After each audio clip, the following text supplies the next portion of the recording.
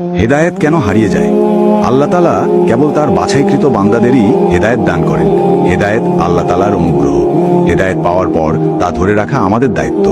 দুর্ভাগ্যজনকভাবে আল্লাহর কিছু বান্দাকে দেখা যায় হঠাৎ খুব ইবাদত বন্দেগী করছেন, কিছুদিন যাওয়ার পর তিনি হেদায়েত হারিয়ে ফেলেন, ইবাদতে আগের মতো স্পৃহা পান না। এর উল্লেখযোগ্য কিছু কারণ নিম্নরূপ। ১. ফিতনা।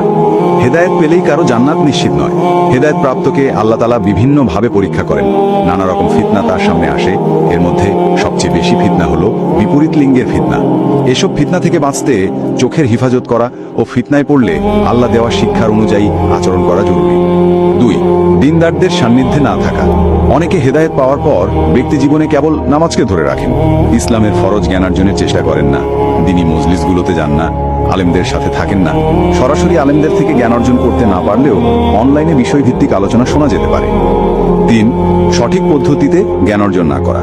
সদ্য হিদায়তপ্রাপ্ত অনেককে দেখা যায় ইসলামের মৌলিক বিষয়গুলো বাদ দিয়ে অনেক গভীর বা ইখতিলাফি বিষয় নিয়ে পড়ে আছেন, যেগুলো সম্পর্কে তার প্রাথমিক জ্ঞান নেই।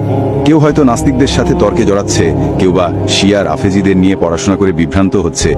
অথচ প্রত্যেকের জন্য জরুরি হলো দ্বীনের মৌলিক বিষয় যেমন ঈমান, আকীদা, সালাত, পবিত্রতা, কোরআন, হাদিস, আখলাক ইত্যাদি বিষয়ে জ্ঞান অর্জন করা। ৪. অহংকার করা।